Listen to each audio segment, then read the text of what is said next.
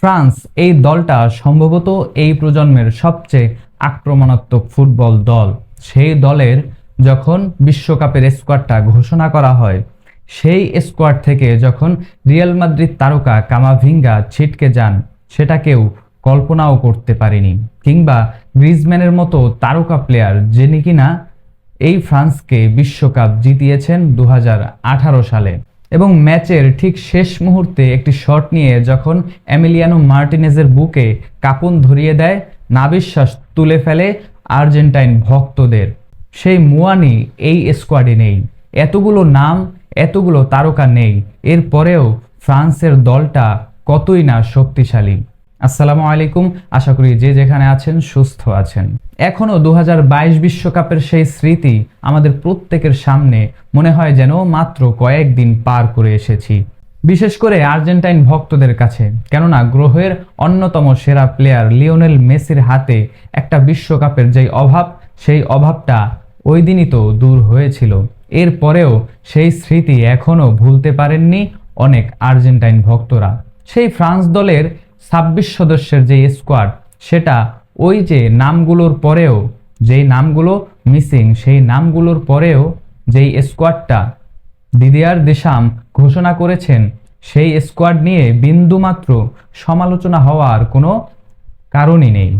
ওই ছেটে ফেলা নামগুলোর আলোচনা একপাশে রাখলেও এই বিশ্বকাপে সম্ভবত ফ্রান্সের যে অ্যাটাকিং লাইন আপটা সবচেয়ে বেশি আলোচনার যোগান দিবে, যেখানে ব্যালন ডিওর জয়ী ওসমান দেমবেলে এবং রিয়াল মাদ্রিদ তারকা কিলিয়ান এমবাপ্পে এবং নতুন তরুণ তুর্কি মাইকেল ওলিসে, এই অ্যাটাকিং লাইন আপটা কে থামাবে, কোন ডিফেন্স লাইন আপ তাদেরকে আটকাবে, সেই চিন্তাই এখন অনেক কোচের ঘুম হারাম হয়ে যাচ্ছে। আমরা ফ্রান্সের এই স্কোয়াডের নামগুলো একটু গোলকিপিং পজিশন থেকে শুরু করতে পারি। এক সময়ের বহুল আলোচিত ফ্রান্সের গোলকিপার লোরিস এই স্কোয়াডে না থাকলেও যেই তিনজন রয়েছে, তারাও এই বিশ্বকাপে অনেক বেশি আলোচনায় আসতে পারে। রবিন রিসার, সাম্বা এবং মাইক, এই তিনজন কে হতে পারে এই বিশ্বকাপে প্রথম চয়েস ফ্রান্সের? আমরা যদি ফ্রান্সের ডিফেন্স লাইন আপটাও দেখি, সেখানেও অনেকগুলো প্রসিদ্ধ নাম, যারা কিনা প্রতিপক্ষের অ্যাটাকারদের খুব সহজেই আটকে দিতে পারবে, এমন আত্মবিশ্বাস নিয়ে বলতে পারেন অনেক ফ্রান্স ভক্তরা। প্রিমিয়ার লিগ কিংবা লা লিগা, এই দুইটা টুর্নামেন্ট মাতানো সেরা যেই দলগুলো, সেই দলগুলোর সেরা ডিফেন্ডারগুলোই এই ফ্রান্স দলের ডিফেন্ডার লাইন আপে দাঁড়িয়ে থাকবেন। লা লিগার সেরা ডিফেন্ডার জুলেস খুন্দে, কিংবা প্রিমিয়ার লিগের সেরা ডিফেন্ডার উইলিয়াম সালিবা, চেলসির ম্যালো গুস্তো কিংবা পিএসজির লুকাস হার্নান্দেস, এই চারটা নামই ফ্রান্স দলের ডিফেন্ডার লাইন আপে। থিও হার্নান্দেস, ম্যাক্সেন্স এবং ইব্রাহিমা কোনাতে, এরাও এই দলের ডিফেন্ডার। এবং দিউত লুকাস দিগনে, এই দুইজনও ফ্রান্সের ডিফেন্ডারদের তালিকায়। এতগুলো আলোচিত নাম যখন একটা দলের ডিফেন্ডারদের লিস্টে, সেই দলটা বিশ্বকাপে সর্বোচ্চ পারফরমেন্স দিবে ডিফেন্ডিং লাইন আপে, সেটা তো বলার অপেক্ষাই রাখে না। আমরা যদি ফ্রান্সের মিডফিল্ডের দিকে তাকাই, এই বিশ্বকাপে সেরা যেই 5 আলোচিত মিডফিল্ড, সেখানে কিন্তু এই ফ্রান্সের মিডফিল্ড এনগোলো কান্তে এবং চুয়ামেনি, এই দুইজনের যেই জুটি, যে কোনো দলের বিপক্ষে পুরো মাঠের কন্ট্রোল এই দুইজন অনায়াসেই নিয়ে নিতে পারবে। এরপরেও যেই নামগুলো, রায়ান রাবিউত কিংবা কোনে, কেউই তো কম যান না মিডফিল্ডের দখলে। এবং আরেকজন ওয়ারেন জাইরি আমিরি, তিনিও কম যান না কোনো অংশে বাকিদের থেকে।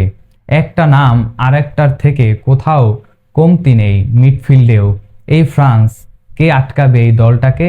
এই দলের কন্ট্রোলটা কে নিতে পারবে? এই বিশ্বকাপের বলের নামটাও কিন্তু ট্রিওন্ডা, 3 দেশে খেলা হওয়ায় এই নামকরণ করা হয়। সেই বল নিয়ে রীতিমতো ছেলে খেলা করবে এই ফ্রান্স দলের ট্রায়ো, যেখানে এমবাপ্পে, দেমবেলে এবং নতুন তরুণ তুর্কি মাইকেল ওলিসে, এই তিনজনের নাম। কাকতালীয়ভাবে এই তিনের সংমিশ্রণেই এই ট্রায়ো মিলে গেল। এদের পাশাপাশি যখন মার্কাস তুরামও থাকবেন ব্যাকআপ প্লেয়ার হিসেবে, সেই ফ্রান্স দলটাকে কে আটকাবে? ওই যে নামগুলো ছেটে ফেলা হয়েছিল, সেই ছেটে ফেলা নামগুলোর পরেও এমন একটা স্কোয়াড যখন ঘোষণা করা হয়, তখন এমন একজন কোচের সমালোচনা কিভাবে আমরা করতে পারি? সম্ভবত এই ফ্রান্স দলটাই এই বিশ্বকাপের সবচেয়ে গোছানো দল। আপনার কি মনে হয়? আপনিও কি আমার সাথে একমত কিনা? কমেন্ট বক্সে আপনার মূল্যবান মন্তব্য অবশ্যই জানাবেন।